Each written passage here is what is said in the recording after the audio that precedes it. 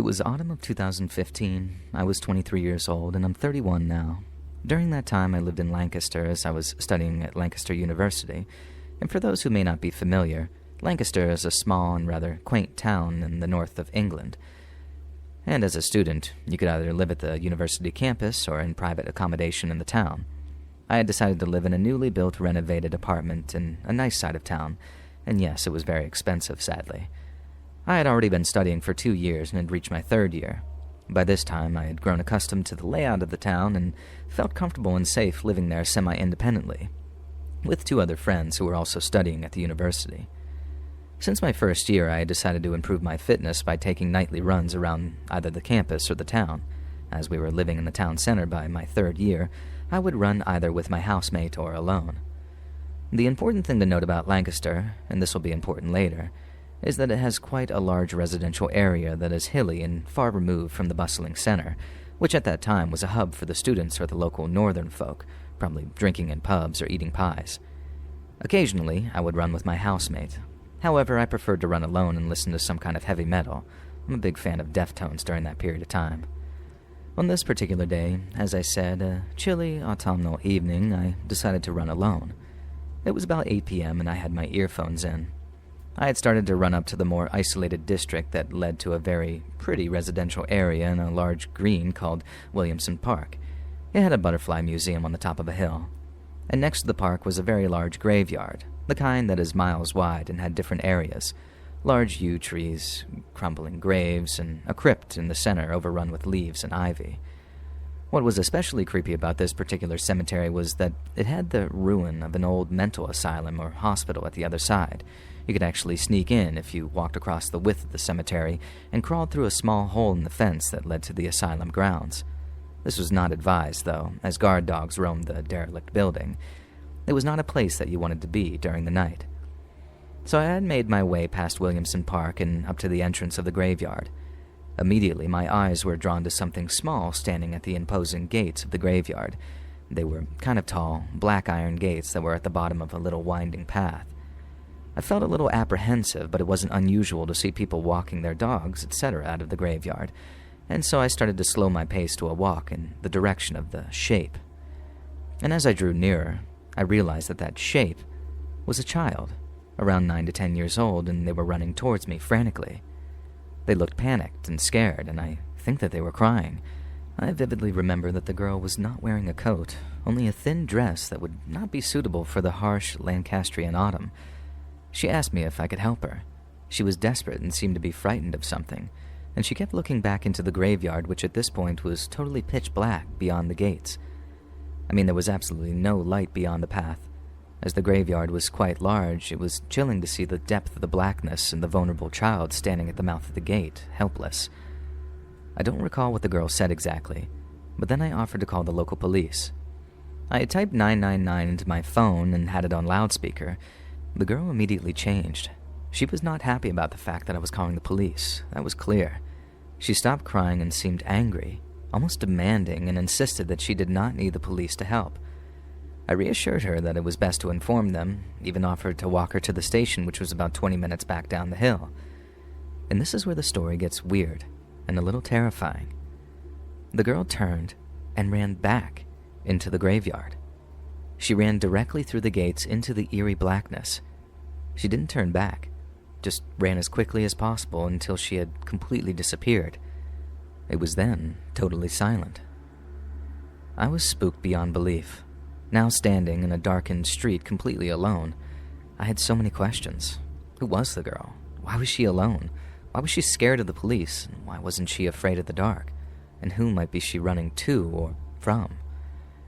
I turned and ran all the way back down the hill, not stopping until I had reached a well-lit, built-up area.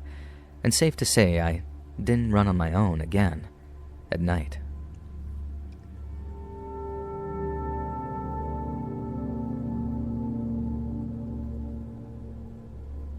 I wasn't exactly the most popular kid in high school.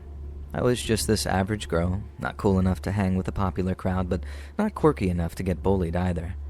Honestly, if you ask most of my classmates today, they probably wouldn't even remember me. I grew up in a big city. I won't say where, but think of places like Detroit, Chicago, or Philadelphia. I grew up in a place like that, and my neighborhood was this mix of faded brick buildings and concrete jungles. There was always noise, honking horns, sirens, and stuff like that. It had its own kind of charm, but sometimes it felt a little heavy. And yeah, there was definitely a fair amount of crime. Like I said, I wasn't super popular. My claim to fame was that my dad owned a junkyard with an iron shredder, and it might sound a bit odd, but honestly, it was kind of fascinating. A few people wanted to come by just to watch that machine shred old washing machines and rusty bikes into tiny bits. The first time I saw it in action, I was about 10, and the noise was like thunder. I remember feeling scared watching how the metal twisted and crumpled. It was oddly beautiful in this sort of destructive way. All the girls in school were crushing on this guy named Marco, and of course, I was too. He was a basketball star who worked out all the time, plus he always seemed super smart, like he had stocks figured out or something. And everyone knew he had some family problems, but he still radiated confidence. One night during a football game, he came over to talk to me, and my heart literally raced. I half expected someone to pinch me to wake up from this dream. He didn't say much, though. He just said that he wanted to talk to me and asked me where he could find me at halftime. I said that we could meet at the front entrance. At halftime, we slipped away to his car, and he said he wanted to go to McDonald's. And that felt so random, but I wasn't going to complain. This was my first chance to hang out with Marco, and it was starting to feel almost like a date. Now, while we were driving, he suddenly pulled over and asked if he could show me something. He takes out a gun, and my heart dropped into my stomach. I was not ready to see that, and he says, "I need you to get rid of this." And everything around me went blurry. When someone holds a gun in front of you, all rational thoughts vanish, and I was terrified. I didn't want to be in that situation, and I couldn't really say no because he was holding a gun. My mind raced with all the things that could go wrong, and it felt like the weight of the world rested on my shoulders. I didn't ask questions. I just nodded, hoping to make things better. He told me to text him later, saying, "It was nice seeing you at the game today," after I got rid of it. We went through the McDonald's drive-thru, but I didn't have any appetite. That was seriously weird, and I almost felt like I was being kidnapped, and in a way I kind of was. He didn't force me to get in the car with him, but I couldn't really tell him to let me go either. And in a way, it felt like I was being intimidated into being in his car. Now anyways, he gave me the gun and dropped me off at my car in the school parking lot, and we said our goodbyes from there. I went to school and grabbed the keys to the junkyard, praying that my parents wouldn't catch me. Thankfully, they were upstairs and the keys were in the fridge, and it felt like I was living in some kind of bad movie. I drove to the junkyard, but then panic set in hard. What if opening the gate was too loud and someone heard me? What if an alarm went off? What if someone showed up while I was there? What if the gun got stuck in the shredder? I had never operated that thing alone.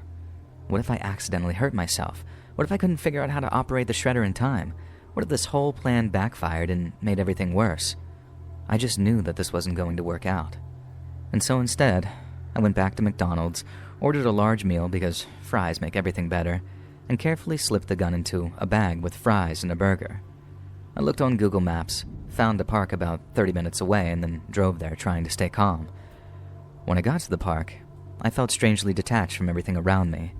I tossed the McDonald's bag into a trash can, and then I sat on the bench with my heart racing while trying to think of what to say if someone asked what I was doing. If anyone had approached me that night and asked if I was okay, I would have just asked them to call an ambulance for me. I felt so guilty that I literally felt sick. I have no idea how long I spent trying to calm down, but eventually I was ready to go home. Now later on, I found out Marco's sister had gotten mixed up in something truly horrific that night. She was involved in a violent robbery where she had used a gun to threaten a store owner. The store owner had not cooperated with her, and she had beaten the man's head with the gun, leaving him bloodied and dazed on the floor. Thankfully, no one was killed, but the brutality of it all felt terrifying and sad. That victim was an old man. I was caught up in something way darker than I'd ever imagined. When Marco's sister was arrested and eventually charged, I was terrified someone would find out what I'd done and link it back to me. I felt like I was carrying around this heavy secret and I was suffocating. The thought of being questioned by the police, or worse, and becoming a suspect haunted me, and I never brought up the incident. I saw Marco around school and made sure to not even make eye contact, and thankfully I never heard anything more about it. The rumors faded and life went on. When girls talked about Marco, I said just enough to pretend like everything was normal. I still visit home occasionally and have seen Marco around. He's always surrounded by friends, laughing and carefree, but we never talk. It's terrifying how easily I was intimidated into participating in something so horrific, and each time I see him, it leaves me with a chill.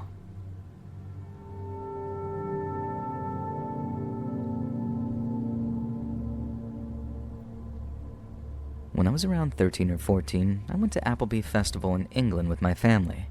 My family comes from the gypsies, but all now live in houses, and they no longer participate in gypsy culture, and I was not brought up as a gypsy, but they decided that we'd all go to this festival.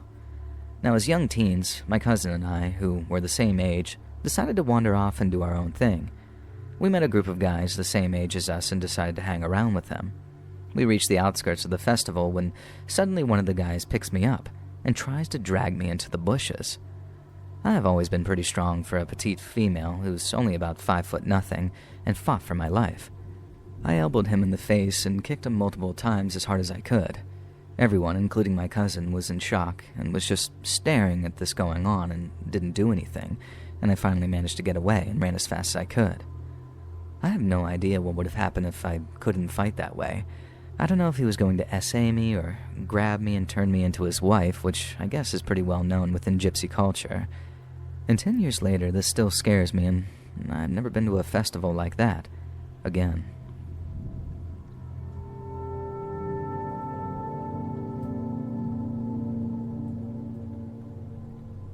Okay, so I'm not sure if this belongs here or somewhere else, but I want people to learn from my mistakes.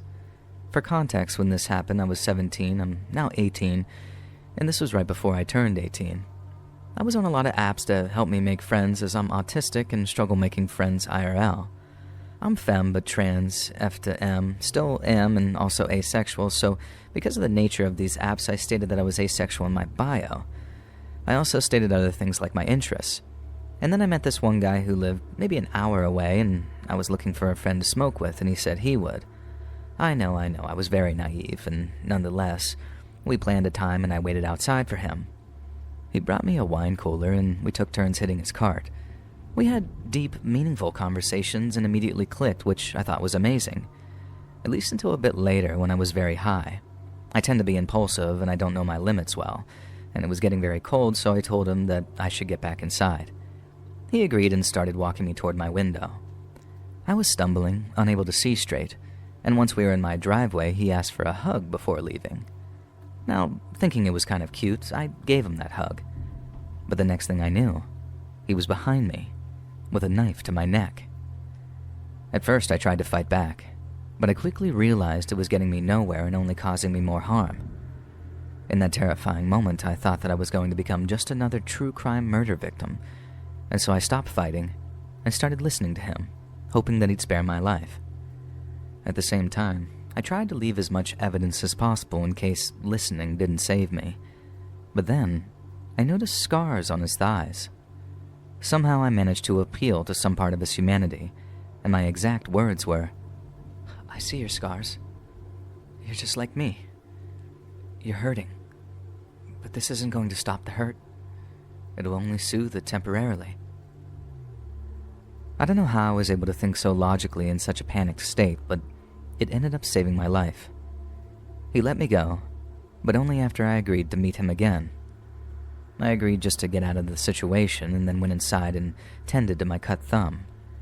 And after that, I blocked him on everything but kept his messages on my phone in case I ever found the courage to go to the police. Of course, I never met up with him again and never will, and what scares me the most is how much we had in common, our mentality and personality. I know predators like him often say things they don't mean, but our deep conversations had felt so real.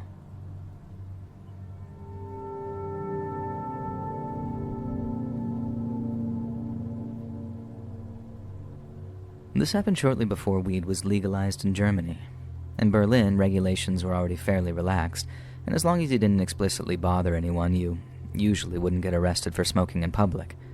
I've been smoking daily for years. I know it's not great, but that's besides the point, so I can function pretty well while stoned. However, I almost never smoked in public, partly to avoid trouble, but mostly because I prefer the comfort of my own home.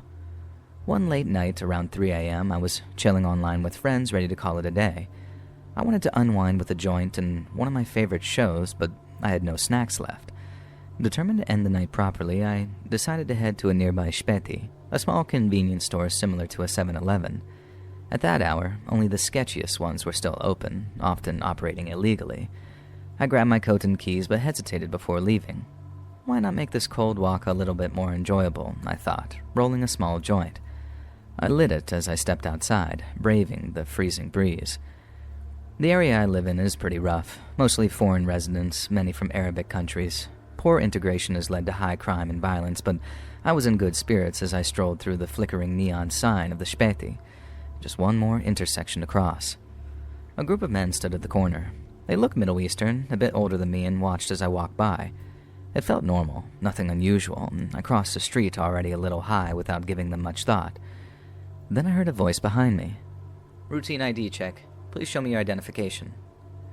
My heart sank. Of course this had to happen the one time I smoke in public, I thought, turning to face the police. But they weren't police. It was the group from the intersection, now slowly approaching me. "Routine ID check. Please show me your ID. We're undercover cops," one of them said with a very smug grin. I froze. It was clear they weren't cops. None of them showed identification, and their demeanor gave them away. "You know smoking weed is illegal, don't you?" The man continued, his pupils enormous, and it was obvious that they had no authority whatsoever. And they began circling me. "Show us what's in your pockets," the leader demanded. So, it's a robbery, I thought. If I don't resist, maybe I'll only lose my phone and the few bills that I'd brought for snacks. Then, a wave of dread hit me. My weekly tips, about $300 in cash, were also in my pocket. I'd forgotten to deposit it earlier, and losing that money would wreck my budget for the month. What now? As I slowly reached into my pocket, the leader pressed me. "What's taking so long?" I pulled out an old pack of gum and some broken headphones, hoping to satisfy them. "Where's your wallet? I need your ID," he insisted. Now still fumbling, too stubborn and stupid to hand over my tips, I inadvertently noticed something that shocked me. The glint of a Glock tucked in his belt. Knives and metal rods are typical weapons around here. But a gun? That was insane, even by local standards. German gun laws are incredibly strict, and my adrenaline spiked. Slowly, I pulled out the €5 bill that I'd planned to use for snacks, trying to keep my expression neutral. "You got no wallet?" he growled, his face darkening. My brain screamed at me to do something, anything before this escalated further. Then, a desperate thought flashed through my mind. The Arabs in this area were known to fear Russians due to frequent clashes between the two groups, and maybe, just maybe, I could use this to my advantage. In a very heavy Russian accent, I stammered, "My friends have my wallet. They're coming soon. We'll meet here." And to my surprise, their poor English comprehension worked in my favor. They exchanged glances, muttered in German, and decided to wait, and I forced myself to look confused, keeping up the bluff. It worked, though. Their effort to figure me out seemed too much trouble, and the leader finally pointed at the €5 bill. "All right, then. You get us something to drink." Reluctantly, I followed them into the Späti. They grabbed a 6-pack of Coke, and I paid. My heart was pounding, and I was sure that this wasn't over. That they'd search me or retaliate when my non-existent friends didn't show up. But then, just like that, they left. No violence, no further questions, nothing. I stood there in shock, unable to process what had just happened. Now looking back, I can't believe I bluffed my way out of such a dangerous situation. It could have been my last day on Earth, all for €300. I've learned my lesson, and these days I avoid walking around late at night when the streets are empty.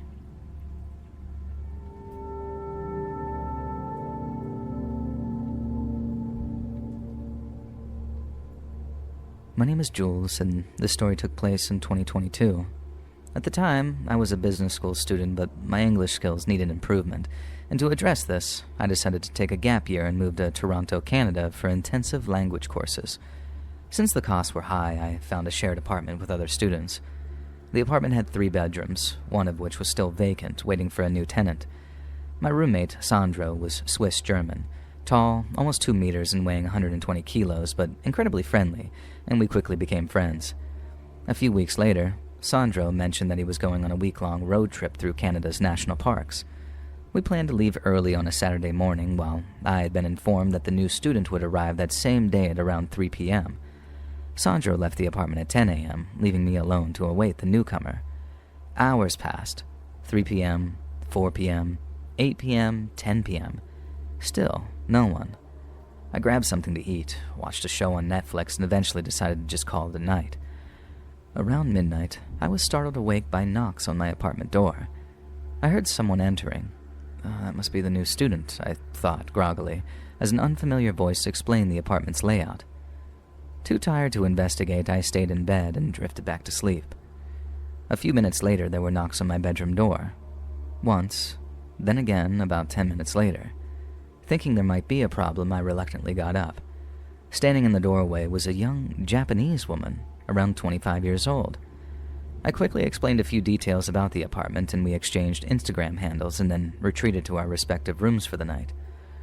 Over the following days, she frequently asked me to accompany her on bus or subway rides. I happily helped, showing her stops and landmarks before returning to my usual routine of classes and gym sessions. But gradually, her behavior became unsettling. Every evening when I came home, she would either message me or find reasons to talk to me in the apartment, and the atmosphere grew increasingly tense. One evening, while lying on my bed, I noticed her standing on the shared balcony outside my window. She was leaning against the railing, staring at me with a very piercing gaze. When she realized that I had noticed, she quickly turned away and went back into her room. Uneasy, I tried to brush it off as a coincidence. Later that night, just as I was falling asleep, I glanced out the window again. She was still there, watching me, and our eyes met briefly before she vanished. This pattern continued for several nights. Each evening I would catch her on the balcony, staring intently at me, and each time she disappeared as soon as she realized that I'd seen her.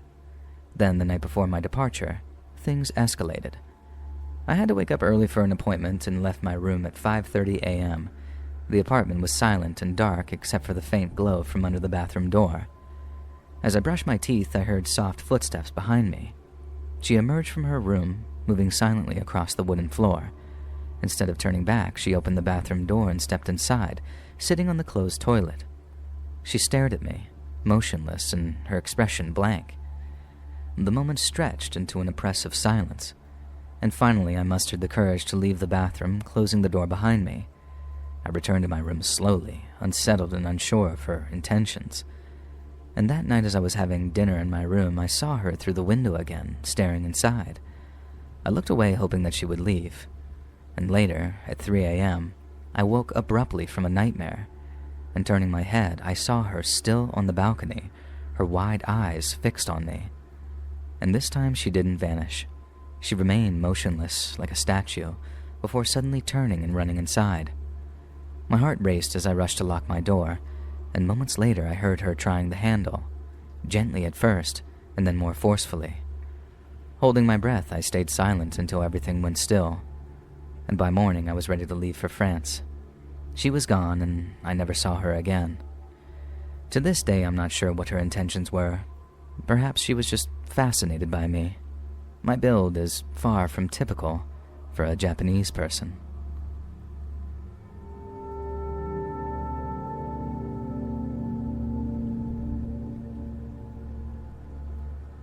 I'm not proud of any of this. I have a big family and we're super close, and when I was in high school, my aunt was dating this guy who seemed really wealthy, but no one really knew what he did. I think really anyone could have guessed, though. I asked my aunt to introduce me to her boyfriend, and we talked about how I could work for him. Without going into too much detail, he agreed to let me work for him, and I sold to some people I knew. I went to high school in an area where drugs were pretty common. I knew a few boys who claimed that they were already using this stuff, so I offered to sell it to them. And surprisingly, they placed really big orders. I didn't ask any questions, I just sort of went along with it. I was making about $3,000 a month from this. Not enough to retire or anything, but definitely more than most 17-year-olds made. I never made a point to flaunt my money or anything like that. I thought that I kept it well hidden. At least, I hoped I did. What bothers me is that there's no way of knowing, really. And one Saturday morning, I walked over to my friend's house for a birthday party. It wasn't a wild one or anything, just a cute little breakfast. On my way home, a guy I'd never seen before pulled over and got out of his car. He was well dressed and a bit older. When he got out, I thought he was a cop, and he was kind of acting like one, and I was ready to surrender because I didn't think that I could actually make an escape. But then he pulled out a switchblade and told me to give him my purse. He said something like, "Don't act dumb, girl. I know you have money. It's okay. We can make this easy if you just give me your purse." I can't really explain why, but that felt like such a cop-like thing to say. I don't know if you've been in a situation like that before. I hope you haven't, but you kind of just freeze when someone surprises you like that.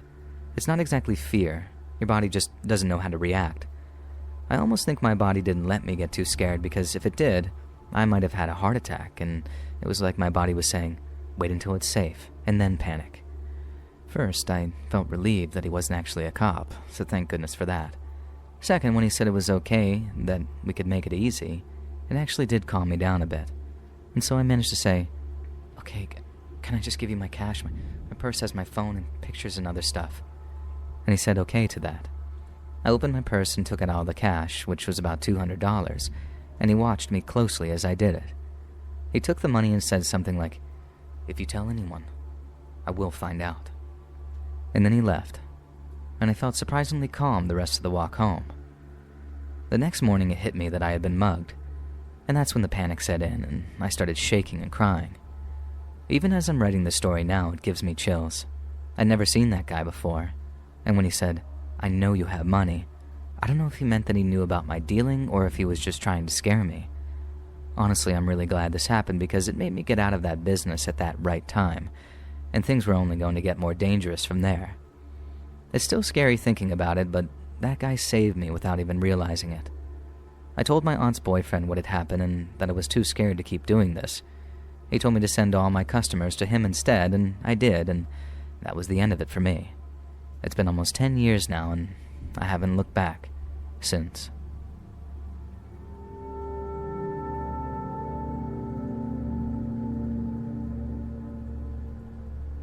I figured that since I have binged and completed all of your podcasts, then what better time to submit something myself in the meantime? I have 2 different stories, both true, and I can link news articles to confirm these events, but for now, I want to tell everyone the encounter my dad had a few years back. I want to clarify for this event that I was not there since I haven't lived in my hometown for over a decade now, but my dad, 67 around the time of this encounter in 2021, lives in Fredericksburg, Virginia. Not a huge city or town, but it does lie just south of Washington, D.C., so hearing this honestly shocked me tremendously. My dad is known in our neighborhood as a very kind man, while myself and my older sister no longer live in the state, and he still proceeded to take his dog Scooter for walks every morning. This consisted of walking down to my old bus stop, which means that all the kids and parents eventually grew to know my dad and Scooter pretty well. He told me that there, for a short period of time, he would see this blonde-haired teenager walking down the street with his backpack. I honestly can't recall if he said this kid was actually a student or not, so I can't confirm if this kid was a regular at this bus stop or not. But my dad had apparently seen him often enough that nothing spiked any red flags. It was the same encounter every time they crossed paths. They would exchange hellos, Scooter would get a few minutes of pets, and they would go their separate ways after a few minutes of small talk. Hearing this, I didn't really think anything about it. I mean, our neighborhood was relatively safe the entire time that I lived there, and nothing really big ever happened. But when he told me this next part, I was speechless. He told me that it took him a few weeks for him to realize he hadn't seen that teenager, and he soon found out why. During one of his regular walks with Scooter, the neighbor had stopped him to talk to him. My dad mentioned in passing that he hadn't seen that kid in a few weeks. My neighbor then informed him that's because the kid had been arrested with 2 other people. The reason? Murder and dismemberment of a 20-year-old who was discovered in the woods. By the time my dad had finished the story, I couldn't say anything. My small hometown, which had always felt and looked so safe to me during my childhood, was now something that danger had intruded upon. I've been meaning to visit my dad, who still lives in the same house that I spent most of my childhood in, but I think this whole event is still sitting in my subconscious, almost stopping me from returning. Linked below is the news article that I looked up after getting off the phone with my dad, and the mugshot is just as creepy. That's the time that my dad encountered a killer without knowing. The Spotsylvania County Sheriff's Office found the remains of 20-year-old Dylan Dakota Wetzel in the woods on February 1st. Now, 3 suspects have been indicted for over 20 charges each, including murder by mob and physically defiling a dead human body. According to a release from the Sheriff's Office, Dominic M. Samuels, Brennan E. Thomas, and Bronwyn C. Meeks have all been charged in connection to Wetzel's death. They are currently being held at the Rappahannock Regional Jail. Special Prosecutor David Sands is handling the case in court. Wetzel's body was found in a wooded area near Pamunkey and Finney Road, in the western part of Spotsylvania County.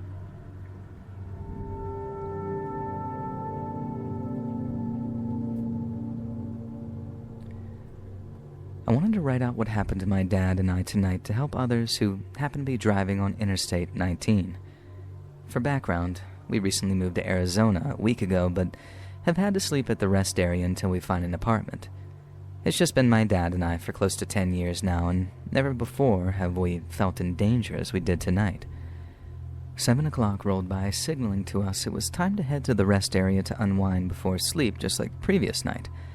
However, this night would turn out to be more than anything we could have ever imagined. As we were on our way there, we had to get off the freeway exit to turn onto the other side of the freeway. As we were about to get back on, I saw a truck wait off in the distance with its lights on. I didn't think anything of it until I realized that the truck started to follow us, and I thought to myself, that's strange. After about 30 seconds, my dad had realized the driver was indeed following us as the headlights were right on us. My dad pulled over on the left side of the freeway and put his emergency lights on, unsure of what this driver's intentions were. The driver of the truck pulled over on the right side of the freeway, causing the oncoming cars to pull to a complete stop. The driver opened up the door, and immediately a trucker began to honk wildly. In that moment, my dad, sensing something bad might actually happen, floored it, picking up speed very fast. The driver followed suit and was hot on our tail. This person did not seem to have any good intentions, and this is when I got on the phone with 911, but because of the connection, it took over a minute to connect. When it did, I told the operator that we were being chased by a driver with very bright headlights and what looked to be a dark-colored pickup truck. Mind you, while I was on the phone with 911, my dad was driving down the side roads in excess of 100 miles per hour. Desperately wanting to escape this driver, my dad turned off all the lights on the car while going at top speed. The truck's headlights began to fade gradually, and feeling that we were about to lose this truck, my dad swerved around 2 corners and put the pedal to the floor for another minute. We realized then that we had lost the driver, and to be doubly sure, my dad drove another 5 miles and pulled off an exit. We drove to the nearest Walmart and stayed there for an hour as per the operator's instructions. I know some may say that the driver could have been trying to maybe tell us something, but when you're in a pretty sketchy situation, especially at night, it's always better to be safe than sorry.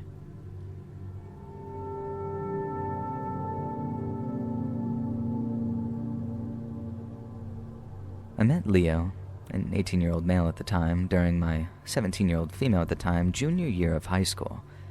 Leo was an immigrant from Guatemala and new to my high school. We had many classes together, but we both enjoyed choir a lot.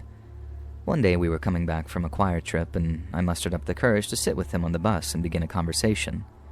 He charmed me immediately, and we talked for about 3 hours and enjoyed the time so much, and he gave me a cute origami boat with his number and Snapchat on it, and I felt like I had fallen pretty hard. We spent the next 10 days messaging and snapping every single day. We sat next to each other in every class and started eating lunch in the library together. I began to notice a few red flags that I chose to ignore because I thought I was kind of being crazy. The first was that anytime I invited him to an activity or hangout outside of school, he would blatantly refuse. There was never any excuse or reason. The answer was just a sort of simply nope. I invited him to several things, even some with my family, and he would never even consider it. The next red flag started when he would ask me questions but never allow me to actually answer them. He'd ask a question, and right as I began to respond, he would interrupt with a much more personal question. For example, "What are you doing today?" "Oh, I'm going to..." And then he'd go right to, "How many boyfriends have you had?" It was all very strange. On day 10, I was walking my dog, and I got a strange message from him. "I had a dream, and I want to tell you about it."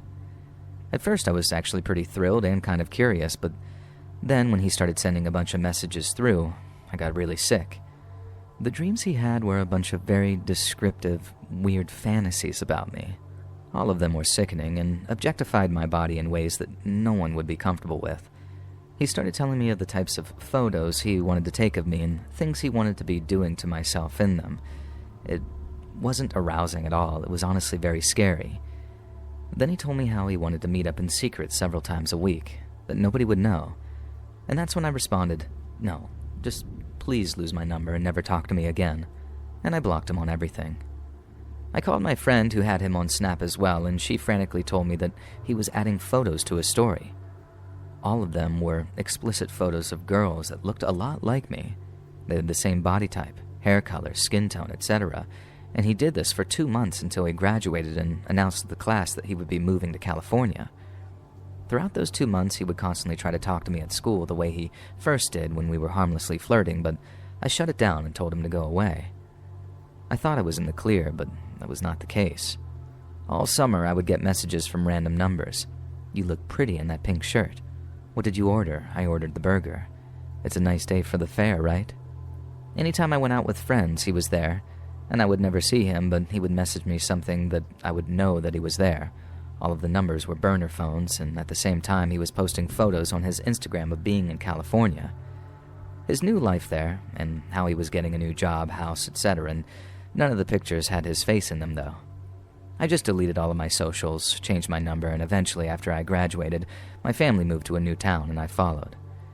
He clearly no longer knew where I was, but I would still get messages and emails with fake profiles of him trying to stalk my friends and family, and it continued for 3 more years until one day he just kind of stopped. I never heard from him again. Eventually, I got my socials back, but made everything private. I'm now married and actually doing great at my job, but I'll never forget how awful of an experience that was. Every few years, it resurfaces and plays through my mind on repeat for months at a time.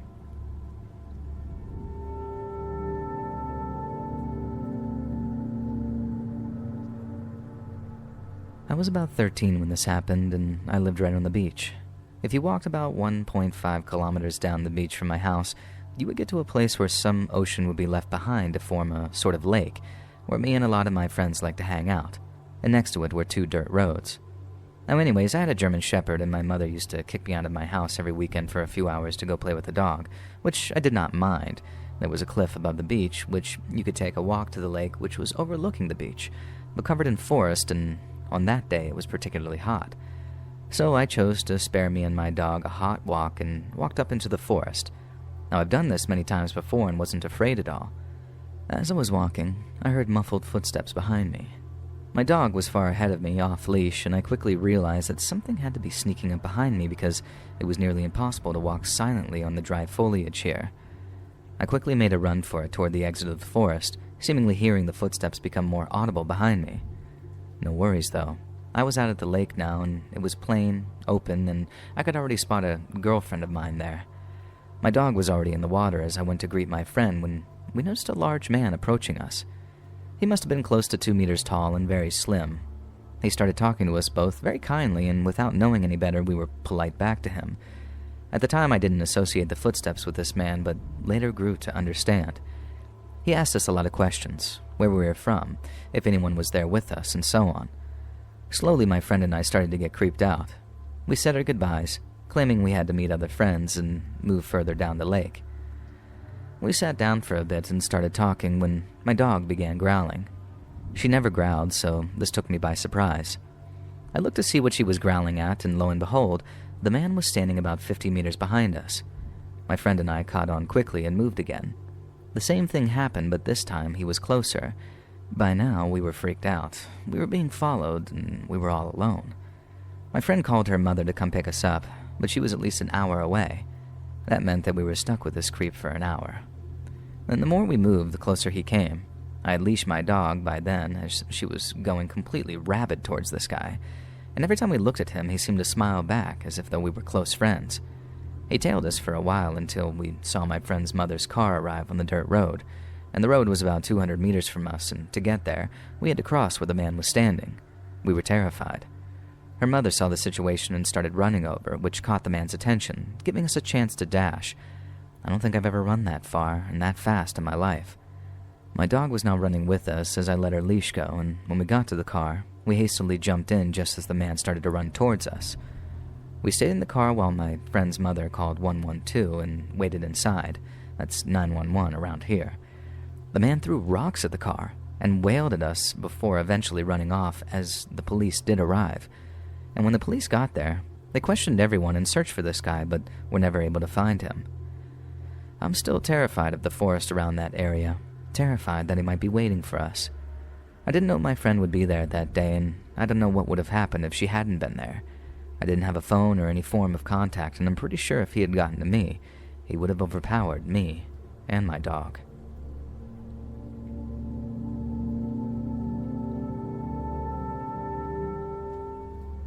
August in 2020, I had moved in with my aunt and uncle to an insanely small rural town in California. When I first moved there, a friend of mine had made it a point to show me that someone could drive across the whole town within 5 minutes, and at the time I didn't realize how important that fact would become to the safety of me and my loved ones. My best friend Haley and I, her 17 and me being 18 years old at the time, were hanging out at a park that was about a 5 to 10 minute walk from where I lived. And I say park because there were a few tables and benches, and it was technically known as a town park, but in reality it was more a small grass clearing surrounded by woods and a dirt trail near the bank of a river. I had started to frequent this place after moving, walking down to the benches and trail to smoke or sit by the water. I had never really noticed any suspicious characters before this, even though I had plenty warned about a couple creepers that were in the area known for bothering young girls. Haley and I had been smoking for a bit unbothered in the clearing when we decided to finish our little trip with exploring the trail a little bit and just taking in all the scenery. We had been walking and talking for about 5 minutes when I started to get this tension in my shoulders, like that feeling you get when you know someone is looking at you. I looked behind us and there was a man on the trail with us. Granted, this path is pressed right against the side wall of a gated community, so seeing people going on walks and jogging was fairly common. I told my friend of the man's presence, but she had just written it off as me being anxious. But she had a good point that I tend to be a bit hyper-aware at times, but something about the man felt wrong in my gut. We kept walking, and I would periodically look back and keep tabs on the dark-haired, middle-aged man walking about 50 feet behind us. After not too long at all, the man started picking up pace behind us.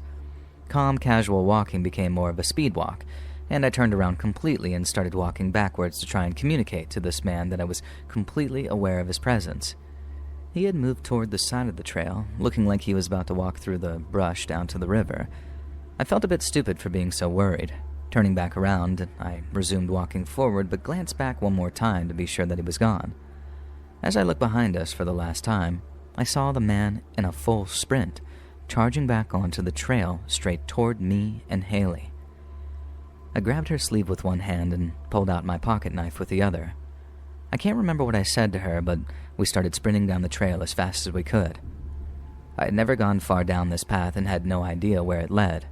The man chasing us was blocking our way back to the clearing in the road. His footsteps on the dirt grew louder, getting closer. I let go of Haley's sleeve to pull out my phone and called my uncle while still running. I told him we were being followed on the trail at the park, but I couldn't give him an exact location. I had never gone much further than the entrance and didn't know where the trail led to. My uncle told me to stay on the phone and make as much noise as possible so he could find us. I let out the loudest, shrillest scream I could muster as we kept running, and finally we reached the end of the path where an old metal fence surrounded some trees and what looked like an abandoned house or shed. Nearby, we saw the back corner of the outer wall for the gated community, and in that split second it seemed like our best option. I yanked us off the dirt path and into the trees lining the cement wall.